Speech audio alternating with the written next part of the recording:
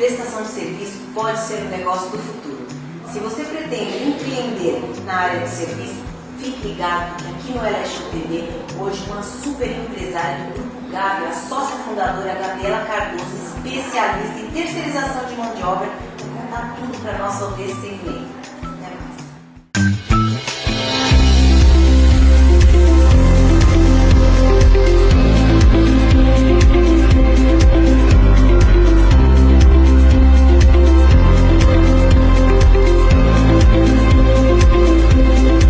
E o Ela Show TV hoje traz para você uma história inspiradora.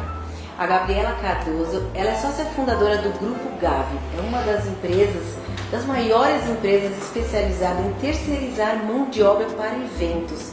Inclusive, o Salão do Automóvel é feito pelo Grupo Gavi. Tudo bem, Gabriela? Tudo bom, obrigada, boa tarde. Prazer é nosso. Gabriela, que responsabilidade, hein?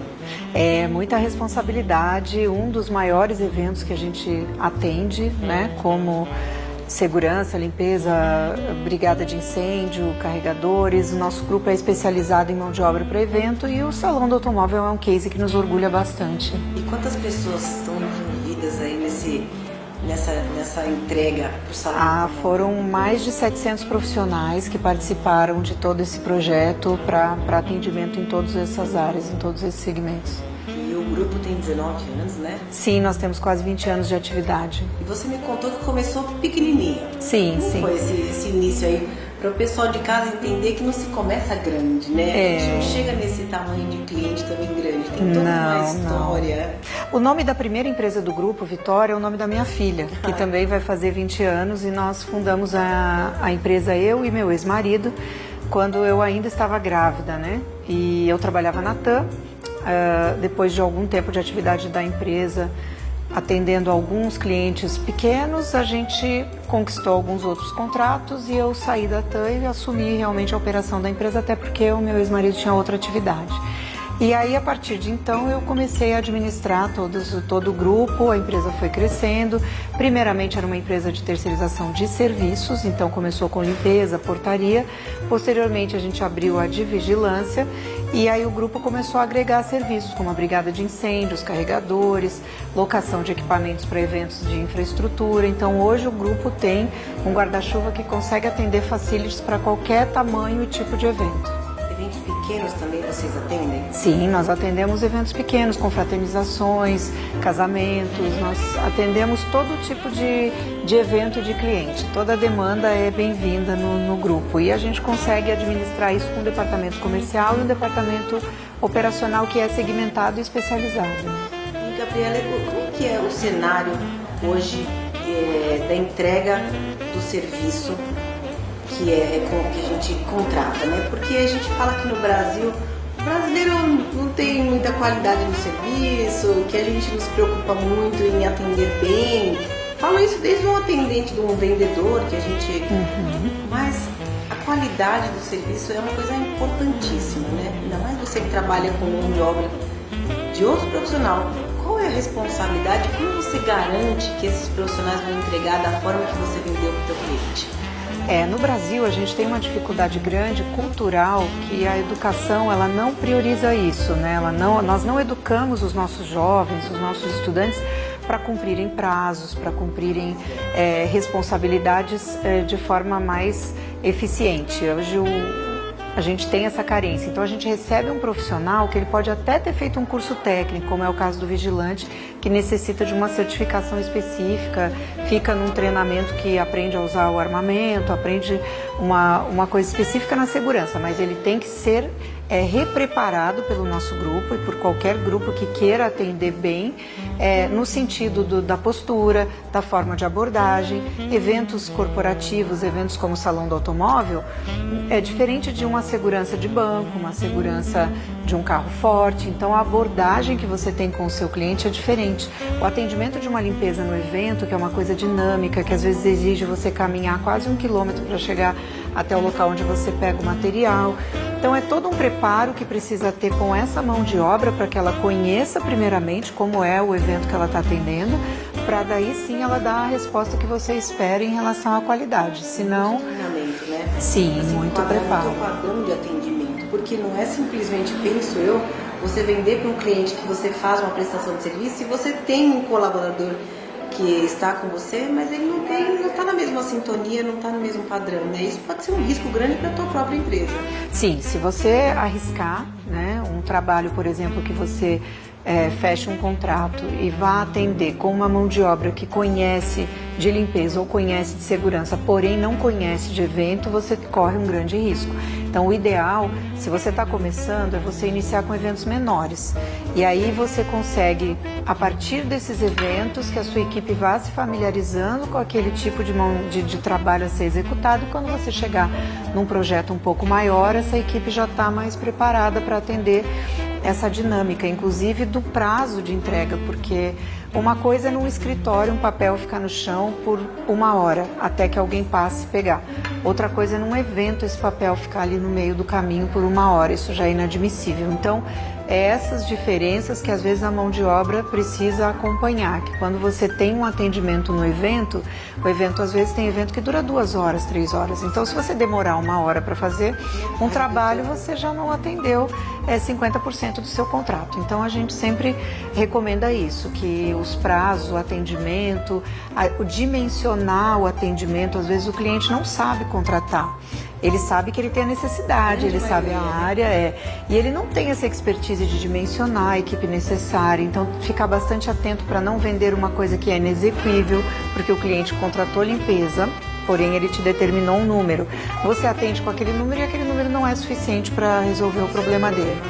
Então tudo isso em evento é muito mais importante do que num contrato normal, porque aparece muito mais, né? É uma coisa muito mais... A questão comercial eu vejo que acontece muito, né? Então o cliente fala, eu tenho um budget X para fazer o evento, e aí você quer pegar o cliente de qualquer jeito, você aceita. Só que aquele valor você não vai conseguir atender com perfeição o que ele quer. E aí, ao final, se reverte, né, Gabriela? Porque o cliente entende que ele não ficou satisfeito com o seu trabalho, mas ele não entende que é porque ele não quis te remunerar da forma que deveria. Sim, é muito comum isso. Até com empresas como a nossa, que já trabalha há 20 anos, acontece de você ouvir do cliente, mas você aceitou que você faria o serviço com 10 pessoas, se precisaria de 20, você deveria ter alertado ou não deveria ter aceitado, embora ele tenha participado de uma negociação onde ele só tinha aquele recurso e a gente tenta compor. Então, desde que as regras fiquem claras, ok, tem cliente que é parceiro, ele fala, olha, eu sei que vai demorar um pouco mais para você resolver o problema que eu te chamar, porque realmente eu preciso que seja dessa forma. Então essa consciência faz com que o projeto e o contrato, deixando as regras bem claras, dê certo. Só tomar esse cuidado para realmente não entrar desavisado. A transparência cada vez Exato. Fluir mais entre o cliente, não adianta aceitar no desespero, né? E, Gabriela, e administrativamente? Porque você contrata pessoas. Sim. Precisa formalizar tudo isso. Sim. Também é importante pensar nesses pontos para não ter um risco futuro? Sim. Nós temos agora um grande benefício na nova lei, que é o contrato intermitente. Então, hoje está mais tranquilo você administrar que a pessoa trabalhe uma semana para você e depois ela seja dispensada e volte a trabalhar depois de 1 mês ou depois de 2 meses. Porque a nova lei permite que dentro desse contrato da jornada intermitente isso possa ser tratado entre as partes. Então, hoje não tem mais desculpa, digamos assim, para ficar na informalidade, porque a Justiça do Trabalho já formalizou que você pode trabalhar corretamente e também atender, porque antigamente era muito complicado. Um funcionário que trabalhou num evento para você, ele não poderia retornar no próximo seguinte, porque isso podia dar uma continuidade. Então era bem complicado, justamente pela expertise da mão de obra ser muito importante. Então, se uma pessoa que já trabalhou para você, ela é muito mais bem-vinda ao programa de trabalho do próximo evento do que uma que nunca trabalhou. Não que a gente não traga novos talentos, mas esse novo talento ele tem que estar sempre mesclado a uma equipe que já tem experiência, senão também ele não consegue usufruir e aprender, né? Com certeza. E a contratação de empresas menores? Por exemplo, a Gavi contrata outros pequenos prestadores para colaborar, empresas que têm também a sua equipe e vocês incorporam, porque hoje está muito natural, né? Os grandes contratarem os menores. Isso a gente chama de quarteirizar, né? Que a empresa terceiriza, a gente quarteiriza. Pode acontecer em projetos muito grandes, porém depende da aprovação do cliente. Isso é previamente combinado em contrato, porque eu tenho clientes, por exemplo, que proíbem a quarteirização. Ele fala, eu estou contratando você, eu não admito que você passe nem parte desse serviço para um outro CNPJ. O que é a grande maioria por uma questão de responsabilidade trabalhista, civil, enfim, seguro. Então, oficialmente, a quarteirização ela não é uma coisa legal. Porém, o que pode acontecer sim, são pequenas empresas fazerem uma composição desde que esses funcionários estejam vinculados à empresa principal. Porém, ela trabalha como se fosse uma liderança e uma operacionalização. Isso acrescenta muito. Então, não é difícil você pegar a Fórmula 1, não foi um projeto do Grupo Gavi, mas é um evento que costuma fazer isso, costuma agregar parceiros, porém a responsabilidade e a trabalhista e os pagamentos e os recebimentos, eles ficam concentrados dentro de um contrato que é licitado normalmente. Mas não é difícil de você ver operacionalmente empresas se prontificando a colaborar e trazer mão de obra para que trabalhe nesse projeto. Muito bem, temos muito ainda a agregar para o pessoal de casa. Fica ligado, a gente vai rapidinho para o intervalo e eu já volto para contar tudo para você sobre essa organização.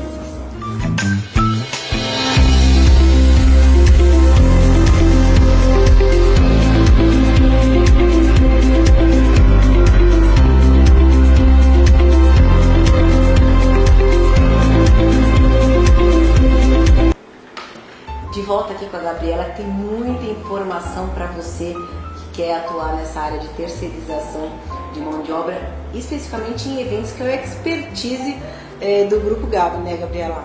Sim. Quais são as oportunidades para o PME, para as empresas pequenas e médias? Olha, o setor de eventos é muito rico, né? E a gente tem aí tanto na diversidade de tipos de eventos corporativos, eventos comemorativos, como são as festas de 15 anos, de casamento. Nós temos feiras de negócios que são pequenas, nós temos pequenos centros de exposições, nós temos grandes centros de exposições. Então, é um mercado muito rico, que está muito ligado também com o mercado de turismo e realmente, para quem está começando, é muito promissor, porque ele só tende a crescer. Ele tem crescido nos últimos anos, inclusive durante a crise ele se manteve firme e ele ainda tem perspectiva de crescimentos grandes agora nessa nova fase do país de recomeço. Então, é um setor que, para qualquer tamanho de empresa, ele é um setor promissor para quem quer empreender e para quem está começando. Você estava me falando há pouco que tem oportunidade nas cidades menores, né? Nós estamos falando de uma capital, mas no interior, pela talvez logística, né? Falta de logística, as empresas grandes não chegam com números menores de profissionais nesses locais. É uma oportunidade para o pequeno? Isso, já aconteceu de nós pegarmos projetos grandes que envolvem várias cidades e a gente contar com atendimentos de empresas locais, porque justamente a logística, o valor para você deslocar mão de obra para cidades do interior, ou mesmo cidades da Grande São Paulo, às vezes mais afastadas, realmente torna inviável o projeto. Então eu vejo uma grande oportunidade para empresas menores se especializarem nisso, mesmo elas estando em São Paulo ou elas estando em cidades menores, pegar uma região, uma macro-região e desenvolver uma divulgação do seu atendimento naquela região, que pode atender tanto a projetos que estão indo para aquele local, como os projetos mesmo que acontecem, né, ali na região. E a empresa que hoje é pequena ou média, mas ela almeja um dia atender uma casa de um salão de automóvel, o que você dá de dicas para esse pessoal nesse caminho até o dia que pode acontecer? Sim, e com certeza. Na verdade, assim, a gente não chega num atendimento desse como um primeiro contrato. Não existe, né? Até porque seria arriscado demais. Porém, quando você faz o seu primeiro contrato, você tem que estar atendendo esse primeiro contrato, mas de olho no contrato da Casa Cor, de olho no contrato do Salão do Automóvel, porque ele que vai te motivar e também ele que vai embasar a sua qualidade de atendimento. Você vai atender esse cliente pequeno da mesma forma que você um dia pretende atender o salão ou a Casa Cor. Quando nós começamos o nosso trabalho na empresa, eu me recordo que eu estabeleci uma meta, que para mim na época era bem audaciosa, que era de faturar 1 milhão ano. né? Depois de 10 a 12 anos de trabalho, nós chegamos a passar os 30 milhões de faturamento ano. Então isso me fez voltar lá atrás e relembrar quando eu sentei na mesa do escritório, tinha acabado de pedir demissão de um emprego estável, né? Muito bom, aliás, que eu tinha sido promovida há um mês antes, e eu realmente estabeleci essa meta como uma coisa que eu ia ter muito esforço para conquistar. Só que você não, logicamente, não está lá naquela meta de 1 milhão pensando, será que um dia eu vou faturar 30 milhões? Não, é que você faz com afinco para alcançar aquela meta e aquele afinco vai conquistando os outros, o segundo milhão, o terceiro, o quarto de faturamento para a empresa, né? Então é muito bacana você começar, mas sabendo que o seu trabalho vai dar aquele resultado. Como eu ouvi de um amigo muito querido, nenhum trabalho fica sem pagamento. Pode ser que ele não venha agora, mas se você está parado, você não tem serviço hoje para fazer, você não fechou nenhum contrato, se mantenha trabalhando em qualquer coisa. Vá arrumar seus papéis, vá trabalhar no computador em alguma coisa, vá projetar alguma coisa que você pretende fazer futuramente, porque isso é energético. Então, todo aquele trabalho que você estiver desenvolvendo, ele está fazendo uma poupança para você de retorno. E um dia lá na frente, ele vai te retribuir isso que você estava nesse empenho. Muito bem. E quais são as oportunidades e os riscos do setor? O risco do setor, ele é basicamente de reclamações trabalhistas, porque o seu produto é mão de obra, e a mão de obra existe toda essa dinâmica de legislação trabalhista do Brasil que é super complexa e que ainda mesmo quando você tem certeza que você está fazendo tudo certo, está cumprindo com tudo, você ainda deixa lacunas para ter alguma reclamação. Então, o que eu oriento é ter uma contabilidade muito competente e confiável, né? Planejamento jurídico, nós falamos há pouco. O planejamento jurídico é fundamental, um departamento jurídico que pode ser terceirizado, mas desde que ele te oriente como você evita um passivo, como você evita fazer coisas que vão te expor lá na frente a um risco trabalhista. O nosso grupo tem e teve ações trabalhistas em andamento, não tem jeito, porém também, mesmo com a prevenção, com todo o trabalho que você fizer, você tem que ter também um departamento jurídico bom para estar com você caso você seja acionado. Esse é o grande risco. A nova legislação trabalhista, ela ajudou muito a empreender no Brasil porque ela dá a responsabilidade para o reclamante, para a pessoa que reclama algum valor, daquilo que ela está pedindo, que antes não existia. Então, antes ele podia pedir o que ele quisesse, que não haveria nenhum ônus para ele em relação a isso. E a empresa tinha que ter todo um trabalho enorme para comprovar que aquilo que estava sendo solicitado não era verdadeiro e azar dela que ia ter que fazer isso. Enfim, hoje não. Hoje existe os honorários de sucumbência, então o mesmo advogado trabalhista que está defendendo o reclamante, ele alerta sobre esse risco. Vamos pedir exatamente o que a empresa ficou te devendo ou alguma coisa que realmente você acredite que precisa receber, porque qualquer coisa que ficar comprovado que você recebeu e está pedindo novamente, vai ter um ônus para você. Isso dá uma tranquilidade maior para a gente que empreende, que emprega pessoas, né? A gente gera empregos, mas a gente está exposto a esse risco, então isso assusta um pouco, às vezes até inibe a indústria de serviços, o setor de serviços a crescer. Então, o risco é esse, mas a oportunidade é grande, porque se você for ver, daqui 10 anos, né, todo o trabalho vai mudar, né? Todos os empregos vão ser diferentes. A gente não sabe ainda que tipo de emprego vai estar sendo disponibilizado daqui 10 anos com toda essa velocidade de tecnologia e de informação. Então, eu creio que serviços, atendimento vai crescer cada vez mais, porque as pessoas elas vão trabalhar pelo conforto delas, elas vão querer ter tempo, elas vão querer ter tranquilidade, elas vão querer ter bem-estar, elas vão querer se sentir seguras. Então, dentro do nosso setor, terceirização, segurança, limpeza, claro que a empresa já pode agregar a tecnologia de produtos mais funcionais, de equipamentos mais modernos, principalmente na segurança de tecnologia também, diminuir talvez um pouco aquela necessidade de 10, 15 vigilantes parados na porta por tecnologia, mas a mão de obra vai existir e o serviço de segurança vai continuar existindo cada vez mais forte aí, principalmente no setor de eventos. E eventos, por mais que a gente mude o nosso modo de viver, de transporte, de estudar, a gente não vai querer nunca deixar de estar seguro e a gente vai continuar sendo humano. E a pessoa humana sempre tem aquela tendência, né, de fazer coisa errada. Então a gente sempre vai ter que contar com o apoio de segurança para evitar que as coisas erradas sejam feitas. Vai sempre contar com o apoio da limpeza para que elimine aquilo que a gente gera como humanos, não tem jeito. Então eu acredito que serviços está garantido, nesses próximos 10 anos está garantido. Quais são o planejamento aí do Grupo Gavi para os próximos anos? Como é que você enxerga o cenário aí econômico do Brasil para 2019, 2020? Hoje, inclusive, nós estamos na fase de planejar os próximos 3 anos e nós estamos estabelecendo um crescimento audacioso aí para 2019, considerando que a gente teve uma divisão no nosso faturamento, uma redução no nosso faturamento nos últimos anos. Nós enxugamos a empresa e agora a gente está se reestruturando. Então a gente está partindo justamente para buscar essa retomada e com uma meta bem audaciosa. A gente imagina estar atendendo aí 20% a mais de clientes no ano de 2019.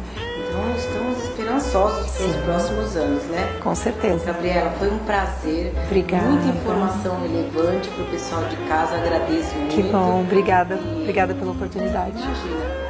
E que a gente possa cada vez mais trazer informação para você empreender e deixar a sua vida cada vez melhor. Conte com a Alexandre TV e toda segunda-feira às 20 horas estamos juntos.